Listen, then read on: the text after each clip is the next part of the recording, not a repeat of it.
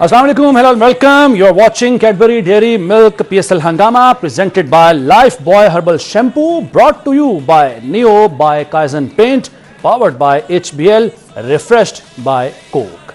PSL हंगामा में खुशामदीद कहते हैं आपको। मैं हूं ज़िशान मलिक। और क्या मैच था जनाब, इस्लामाबाद यूनाइटेड और पेशावर ज़ल्मी का। हार के जीतने वाले को शायद बाजीगर कहते होंगे, लेकिन हारते हुए मैच को जीतने वाले को कहते हैं Peshawar Zalmi. What a knock, जबरदस्त मैच। एक मौके पर ऐसा लग रहा था कि मैच गया पेशावर ज़ल्मी के हाथ से। 181 पे 4 विकेटें थी इस्लामाबाद यूनाइटेड की और बहुत करीब थे वो जीत के, लेकिन उसके बाद अचानक पता नहीं क्या हुआ। शायद आरिफ याकूब हुआ, क्योंकि 4 ओवर्स में उन्होंने जनाब अच्छी परफॉर्मेंस देते हुए 27 सिर्फ रन्स के एवज 5 विकेटें हासिल की। और खास बात यह है कि एक ही ओवर में 4 बल्लेबाजों को उन्होंने पवेलियन भेजा, तो आरिफ याकूब की जितनी तारीफ की जाए वो कम है। तो मैच पर भी बात करेंगे। मेरे साथ मौजूद है द लेजेंड सलीम मलिक साहब और अब्दुल रऊफ साहब भी मेरे साथ ही हैं। सर, पहले मैच की जो परफॉर्मेंस उस पर बात करने से पहले वो एक पिच रिपोर्ट थी, वो वकाल यूनुस साहब की बात को सीरियस लिया इन प्लेयर्स ने। उन्होंने कहा था कि स्लो विकेट होगी, मैच में स्कोर नहीं बनेगा। सर, वो अब्दुल रऊफ साहब, वो तो उन्होंने 200 से ज़्यादा रन बना लिए। ये हुआ क्या है? वकाल यूनुस साहब की इतनी रिस्पेक्ट है, उन्होंने बिल्कुल भी नहीं की और इतना स्कोर बना लिया। ऐसे होता है वाला? देखिए, मेरा ख्याल है कि शायद जल्दी में लग रहे थे, कोई उन्होंने पिच देखी नहीं और वैसे ही रिपोर्ट कर उनकी बात नहीं सुनी होगी। नहीं, बात उन्होंने जरूर सुनी है। इसी वजह से उन्होंने पहले उनको बैटिंग दी थी, उनकी बात सुन के ही दी है बैटिंग उनको। अच्छा। मगर मेरा ख्याल है कि जो उन्होंने पिच रिपोर्ट दी है वो शायद उन्होंने खुद पिच नहीं देखी थी, क्योंकि लास्ट मैच हुआ उसमें भी उन्होंने कहा था कि इस पे ग्रीन थोड़े से पैच नजर आ रहे हैं जो कि सीम बॉलर को सपोर्ट करेंगे।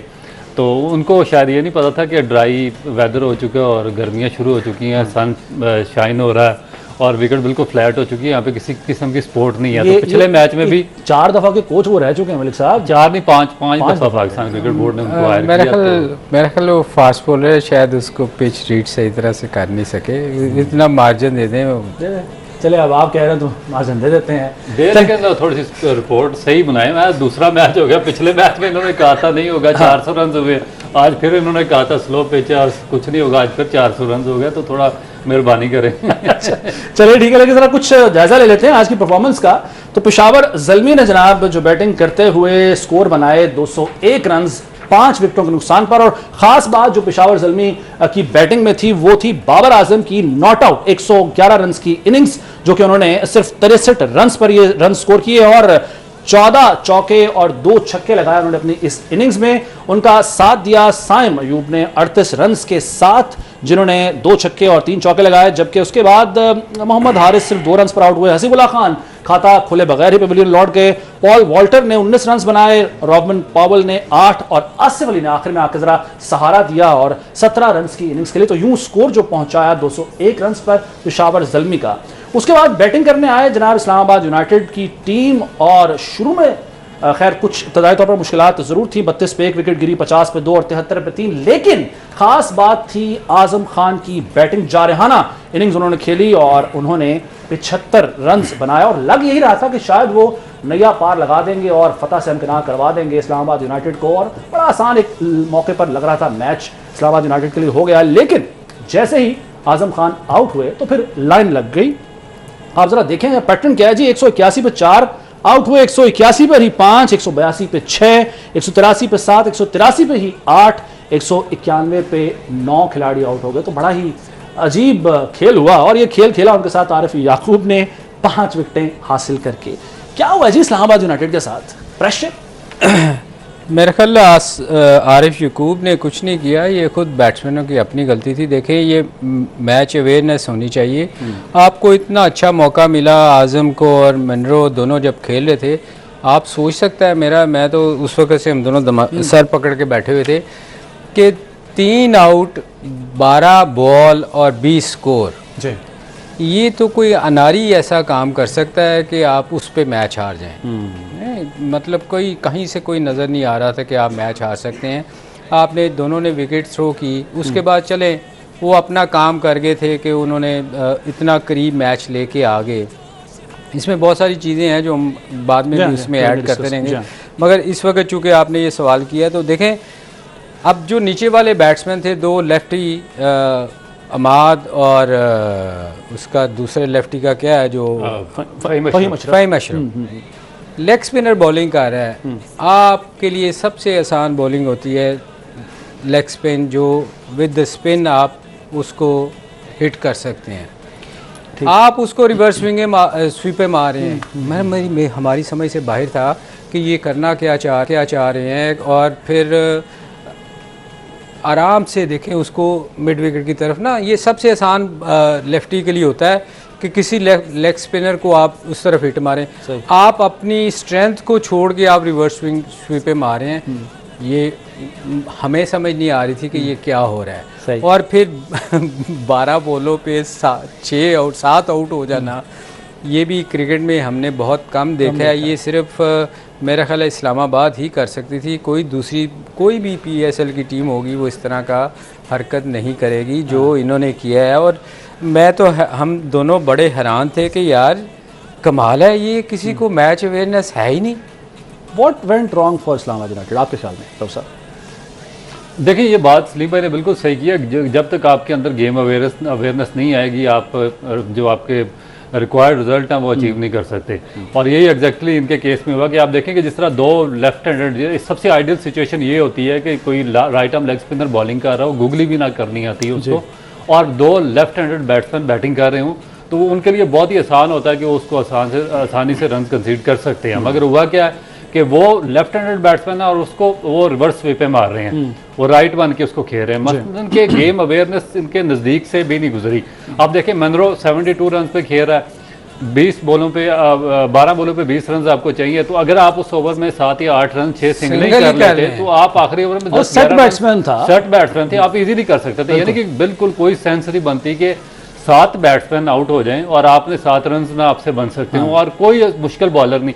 मेरा ख्याल है कि एक टाइम पे जो मैच था टोटल पेशावर की हाथ से निकल चुका था, क्योंकि एज ए क्रिकेटर आजम और मनरो खेल रहे थे। जब आप स्पिनर को उसी टाइम पे ओवर देते हैं, स्पेशली T20 में आपके पास 7 विकेटें पड़ी हूँ और आप लेग स्पिनर को ओवर उसी टाइम पे देते हैं जब आप समझते हो कि आपके हाथ से मैच निकल चुका है, तो या तो इस ओवर में रन हो जाएगा या ठीक है चांस उन्होंने लिया और उस ओवर में उन्होंने 4 विकेटें दे दी उसको लेग स्पिनर को। तो मेरा ख्याल है कि बहुत ज्यादा इसमें एक और चीज़ भी है रऊफ। देखो आज जो हम बार बार इस चीज़ को मेरे ख्याल सारे नोटिस करते होंगे कि जब मार पड़ रही थी इरशाद को और ये दोनों आजम और मनरो हिट शॉट मारे। सॉरी लेकिन आपकी बात काट रहा हूँ, कतक कलाम के लिए माजरत। आप मार पड़ने की बात करें, इरशाद ने किया कि शॉर्ट पिच गिरने करा रहा है, वो भी उसकी जो स्पेशलिटी है जिस पे आपने हमेशा बात भी करते आ रहे हैं कि वो यॉर्कर मारे, उसने एक भी क्या कोई डील हुई थी इनकी, क्या दोस्ती निभा रहे थे, क्या था मसला, क्या था? वैसे बज़ाहिर तो मुझे यूं लग रहा था कि जैसे स्कोर करवाने की कोशिश की जा रही है। मतलब आप उसकी स्ट्रेंथ पे बॉलिंग कर रहे हैं।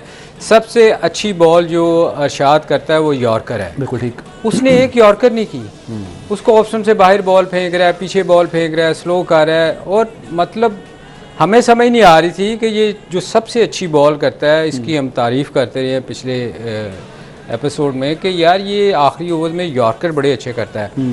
और जो सबसे बुरी चीज़ थी ना कि कोई बंदा मार जब पड़ी होती ना, तो सबसे बड़ी रिस्पॉन्सिबिलिटी होती है कप्तान की और सीनियर प्लेयर की, जो आके अपने बॉलर को उस वक्त समझाते हैं कि यार देखें मार पड़ना कोई T20 में गेम ही ऐसा, आपको हिट लग सकती है, मगर आप अपनी स्ट्रेंथ पे बॉलिंग करके आपको मार पड़े ना तो आपको तकलीफ नहीं होती। यार ठीक है अच्छा खेला, उसने अप्रिशिएट करो उसको। जब आप इस स्ट्रेंथ को छोड़ के उसकी स्ट्रेंथ पे बॉल कर रहे हैं कि आप ऑफ साइड पे उसको बॉल फेंक रहे हैं, पीछे बॉल फेंक रहे हैं और फिर कोई आके बता भी नहीं रहा। आप पूरे मैच में देख लें, किसी बंदे ने आके बॉलर को ये नहीं बताया कि यार इधर तुम क्या कर रहे हो, खासियत जो है उस पे यॉर्कर करो, मार पड़ जाए कोई बात नहीं।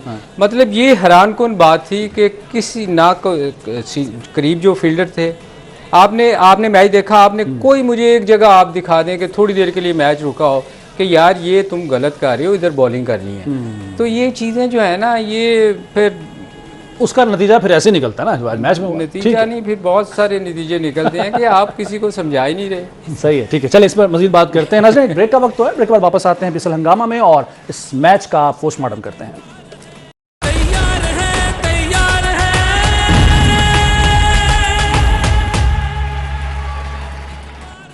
तो जनाब PSL हंगामा एक बार खुश आमदेद कहते हैं आपको। और आज का मैच भी हंगामा खेज ही रहा। पेशावर ज़ल्मी ने हराया इस्लामाबाद यूनाइटेड को। एक बड़ा ही ज़बरदस्त मैच देखने में आया और ऐसी क्रिकेट होनी चाहिए। असल में क्रिकेट में मुकाबला देखने में आए तो मज़ा भी आता है, वन साइडेड मैच बिल्कुल नहीं होना चाहिए। अलबत्ता पेशावर ज़ल्मी ने किसी हद तक कोशिश ज़रूर की कि इस्लामाबाद यूनाइटेड किसी तरह से जीत जाए। उसका जो सबूत है वो आज की बॉलिंग है। अगर हम स्टैट्स देखें तो जनाब ये जो नवीनुल हक साहब हैं 4 ओवर्स उन्होंने करवाए हैं और 41 रन्स उन्होंने खाए हैं, जबकि सलमान इरशाद ने भी 4 ओवर्स में 52 स्कोर खाया है और लुक वुड ने 37 रन्स उनको पड़े हैं 4 ओवर्स में। तो बॉलिंग पर कुछ ज़रा बात कर लेते हैं मलिक साहब। पहले तो नवीनुल हक की ज़रा बात कर लेते हैं। 4 ओवर्स में 41 run, sir hell of a score. उससे ज़्यादा इरशाद ने दिए हैं। इरशाद ने 52 रन दिए, एक विकेट भी लिया। जी बिल्कुल। हालांकि ये बड़ा एक्सपीरियंस बॉलर है और हम इसको बड़ा अप्रिशिएट करते रहे हैं पिछले मैचों में। अगर इसकी बॉलिंग एनालिसिस देखें आप तो ये अच्छी बॉलिंग करता है और स्पेशली शाम की कंडीशन इसको बड़ी सूट करती हैं जहाँ थोड़ा सा बॉल मॉइस्चर हो। मगर मेरा ख्याल आज शायद ओवरकास्ट था, ड्राई थी कंडीशन, तो शायद उस तरह बॉल नहीं हुई। मगर इवन देन कि जो इनके जैसा कि आप हमेशा बात करते हैं, जो इनके स्ट्रॉन्ग पॉइंट्स हैं, जो जगह जिस जगह पर गेंद करनी चाहिए वहां नहीं की। अगर हम दिखाएंगे भी अभी थोड़ी देर में कि किस किस जगह पर ज़्यादा बॉल की गई इनकी जानिब से। असल में देखें आज किसी बंदे ने भी यॉर्कर करने की कोशिश नहीं की। इरशाद को अगर हम बार बार कह रहे हैं कि इरशाद की स्ट्रेंथ थी वो। सर इरशाद की तरफ आने के बजाय पहले जरा नवीन पे बात कर लेंगे, चूंकि हम दिखा भी रहे हैं 26% अगर आप देखें तो ये कहाँ पे गेंद करवाई गई है, ये आप जरा बेहतर एक्सप्लेन कर सकते हैं डॉक्टर साहब आप और मलिक साहब बारी बारी। अगर ये नवीनुल हक का जिस वक्त ग्राफ आ रहा है, उसने नॉर्मली देखें ज़्यादातर उसने बॉलिंग जो की है ना वो टांग पे की है और फील्डर भी ऊपर रखा हुआ था, जो हमारी समझ से बाहर था कि उसने ये क्यों नहीं अपने किसी बंदे ने उसने 1 ओवर किया है उसको मनरो को 3 बॉल यॉर्कर किए हैं। अगर आप देखें आखिरी ओवर्स में अपने लास्ट ओवर में तो वो सारा सिनेरियो चेंज हो गया था, वो अंडर प्रेशर आ गया था और अगले ओवर में वो यकूब की बॉल पे निकल के उसको हिट मारनी पड़ी थी। मतलब हालांकि स्कोर उस वक्त भी इतना ज़्यादा नहीं चाहिए था, मगर हम यही बार बार कह रहे हैं कि यकूब ने देखें आज़म को उस जगह बॉलिंग की जो उसकी स्ट्रेंथ थी, स्लोअर वन करता रहा जो कि ज़रूरत नहीं थी, क्योंकि आज़म एक ऐसा प्लेयर है जिसको मीडियोकर सी बॉलिंग चाहिए होती है और वो उसको नहीं छोड़ता। शुरू में जो लेग स्पिनर को जो जैसी एक दफ़ा खुल जाए ना, या तो फिर आप अपने उसको स्ट्रेंथ बॉलिंग जो है आपकी यॉर्कर करें या उसको बाउंसर की तरफ आना चाहिए। आज तो वो ऐसे लग रहा है, ये पता चलता है जब आप अंडर प्रेशर होते हैं तो आपका असल एबिलिटी आपकी तब पता चलती है जब आप अंडर प्रेशर आते हैं। किसी भी प्लेयर की आप ले लें उसका पता ही उस वक्त चलता है कि अंडर प्रेशर वो कैसी बॉलिंग करता है। इरशाद का आज आप सबको समझ आ जाना चाहिए कि अंडर प्रेशर वो बिल्कुल ही उसको समझ नहीं आ रही थी। और सबसे बड़ी गलती ज़ीशान वो कि किसी ने आगे उसको बताया भी नहीं कि ये तुमने क्योंकि जब आपको मार पड़ी होती ना तो आप वैसे ही बुखलाए होते हैं, मतलब आप अंडर प्रेशर होते हैं। उस वक्त कप्तान की और सीनियर प्लेयर्स की ड्यूटी होती है कि जाके उसको बताएं, उसको हौसला दें कि यार कोई नहीं, मार पड़ती है पर अपनी स्ट्रेंथ पे बॉलिंग कर। बॉलिंग चूंकि बॉलिंग पे बात कर रहे हैं तो जिस तरह से 52 रन खाए सलमान ने और 41 रन नवीनुल हक को पड़े, क्या मतलब कंफ्यूज हो जाते हैं ये? देखिए मेरा ख्याल है कि इनका बॉलिंग तो क्वेश्चन मार्क है ही, right from the beginning of the tournament इनका क्वेश्चन मार्क बॉलिंग था। इन्होंने शुरू के मैचेस में आमिर जमाल को खिलाया जो कि पाकिस्तान के आप जानते हैं कि सबसे इस वक्त प्रीमियर ऑलराउंडर हैं। ऑस्ट्रेलिया में काफ़ी वो विकेटें भी ली, उन्होंने स्कोर भी किया, मगर न्यूजीलैंड में नहीं कर सके। फिर अर्ली 2 मैचेस में उनसे इतनी अच्छी बॉलिंग नहीं हुई, मगर उसके बाद इन्होंने फिर उनकी जगह नवीनुल हक को लेके आए हैं, वाल्टर को इन्होंने इन किया। अब हो ये रहा कि पिछले 3 मैचेस से, जिस तरह मैंने फर्स्ट हाफ में बात की थी कि ये लगातार इनके 3 मैचेस हैं और ये थक जाते हैं, इनका इतना स्टेमिना नहीं है क्योंकि ज़्यादातर इनमें से प्लेयर्स हैं वो T20 क्रिकेट खेलते हैं और T20 क्रिकेट में जब बहुत ज़्यादा आप पे प्रेशर पड़ता है तो आपका जो माइंड है थोड़ा सा उसको रिलैक्सेशन की ज़रूरत होती है। तो ये एग्जैक्टली इनके साथ हुआ। आज इनकी बॉडी लैंग्वेज बिल्कुल भी वो नहीं थी। आप देखें सलमान इरशाद जिसकी रिकग्निशन है कि वो यार्कर मारते हैं डेप्थ में, उनसे यार्कर हो ही नहीं रहा था।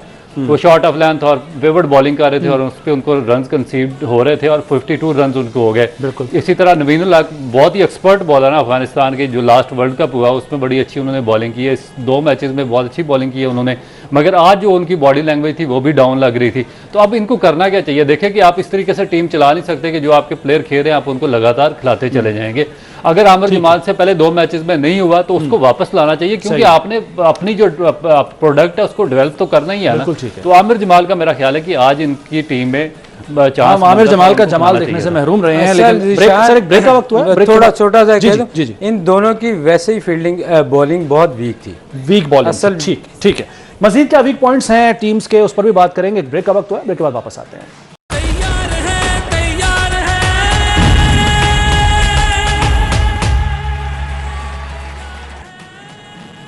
नाज़रीन, एक बार फिर आपको खुशामदीद कहते हैं PSL हंगामा स्पेशल शो में।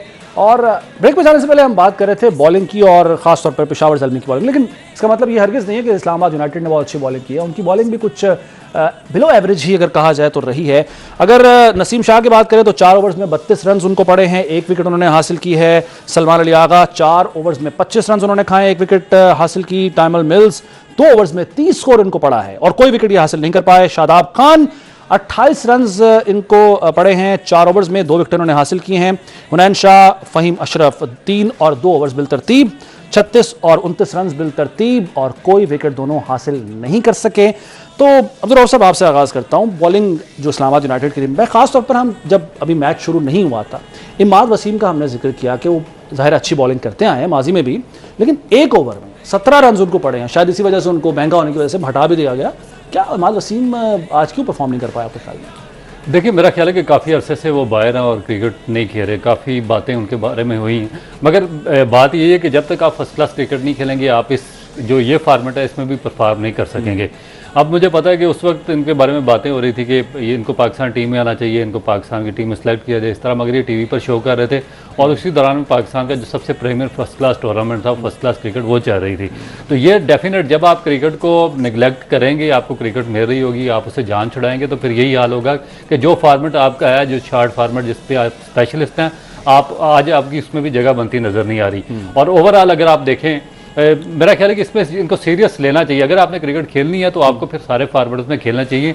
फर्स्ट क्लास क्रिकेट आपको रेगुलर खेलनी चाहिए, ताकि आपका जो बॉडी की मेमोरी है, वो मसल मेमोरी है, वो बनी रहे और आप यूज टू रहे। अगर आप थोड़े अरसे के बाद आएंगे तो फिर आप इसी तरह से जो आपको रन होंगे वो होंगी और आपकी जगह नहीं बनेगी।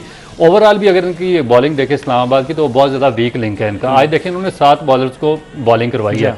तो आप देखें कि मैंने इस फर्स्ट हाफ में भी बात की थी कि जब तक इनके पास दूसरा सीमर नहीं होगा, बड़ा मुश्किल हो जाएगा कोई भी मैच जीतना। नसीम शाह अच्छी बॉलिंग करते हैं, मगर दूसरे एंड से उनको बिल्कुल भी सपोर्ट नहीं है। आप देखें कि फ़हीम अशरफ हैं, वो मीडियम पेसर है, वो भी आउट ऑफ फॉर्म है। 2 ओवर में उनको 30 रन हुए। मिल्स को खिलाया, 2 ओवर में 30 रन उनको हो गए। 1 ओवर में 17 रन इसको अमाद वसीम को हो गए। उसको हुनैन शाह को खिलाया, 3 ओवर में मेरा ख्याल है कि 32 रन उनको हो गए। तो इनकी इकानमी इतनी ज़्यादा चली गई है, तो ये एक बॉलिंग यूनिट बन नहीं रहा है। आप मैचेस, क्योंकि T20 मैचेस आगे फ्लैट विक्ट्रियाँ आ रही हैं, स्कोर तो होंगे 200, 195, 200 रन होंगे, मगर जिस टीम का बॉलिंग अटैक स्ट्रांग होगा वही टीम आगे जाकर मैच जीतेगी। बिल्कुल सही है। मैं थोड़ा सा इस पर थोड़ी सी बात करना चाहूँगा। देखें, ये चीज़ें हम पहले भी बहुत सारी ये डिस्कस कर चुके हुए हैं। असल चीज़ ये थी कि देखें, अमाद को 1 ओवर में मार पड़ी पहले ओवर में। असल चीज़ होती है कप्तानी, किस तरह आप यूज़ करते हैं अपने बॉलर्स को। ये नहीं होता आप देखें 7 बॉलर्स को ओवर करवाए। जब 3 विकेट गिरी थी, सैम और हारिस और वो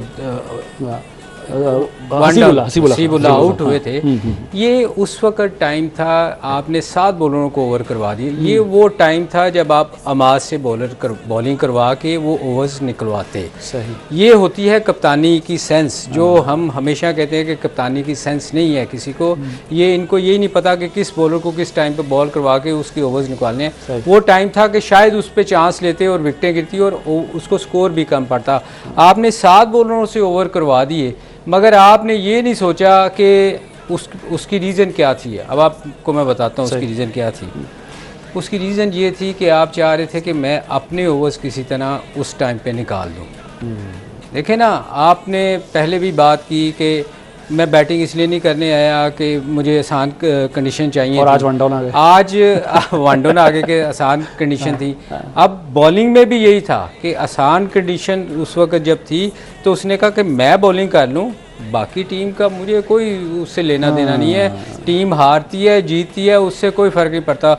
अगर वहाँ मार से बॉलिंग करवाते, एक्सपीरियंस बॉलर था, मार पड़ सकती है, किसी को भी पड़ती है। पिछले 2 साल से हम हारिस रऊफ को बाहर खाते देख रहे हैं मगर वो फिर भी खेल रहा है ना।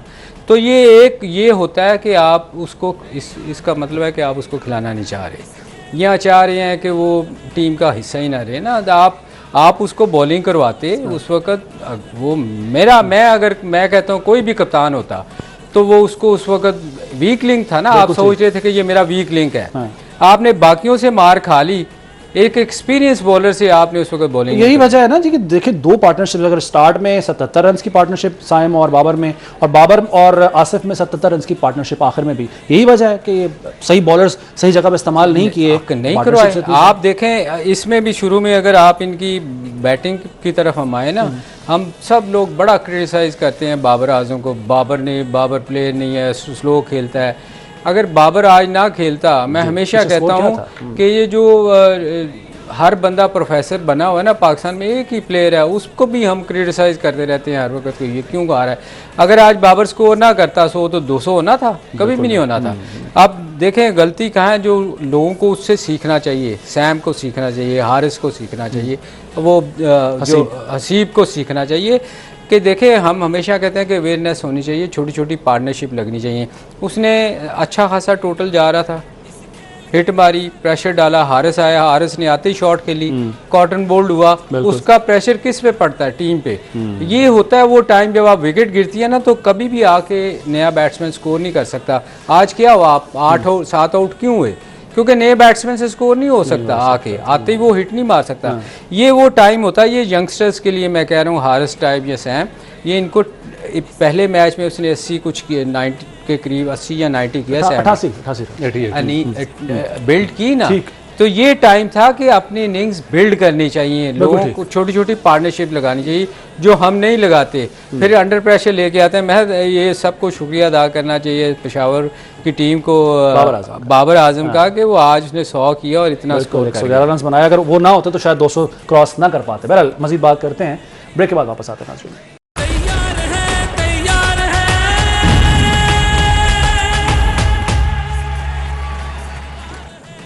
वेलकम बैक जी। पीएसएल हंगामा में एक बार तबाह फिर आपको खुशामदीद कहते हैं। आज का मैच बड़ा ज़बरदस्त रहा और इस पर हमने जो टीम्स की परफॉर्मेंसेज हैं, प्लेयर्स की परफॉर्मेंसेज, उस पर बात तो की ही है। अब मजमूई तौर पर जो पॉइंट्स टेबल है तमाम टीमों का, उस पर ज़रा तबसरा कर लेते हैं, बात कर लेते हैं। तो पेशावर ज़ल्मी जो पहले 4थे नंबर पर थी, आज की फतह के बाद अब आ गई है 3री पोजीशन पर और कराची किंग्स से उन्होंने ये पोजीशन छीन ली है। तो पेशावर ज़ल्मी के 5 मैचेस खेलने के बाद और 2 मैचेस जो उन्होंने हारे हैं, 3 जीते हैं, 6 पॉइंट्स हो गए हैं कुल।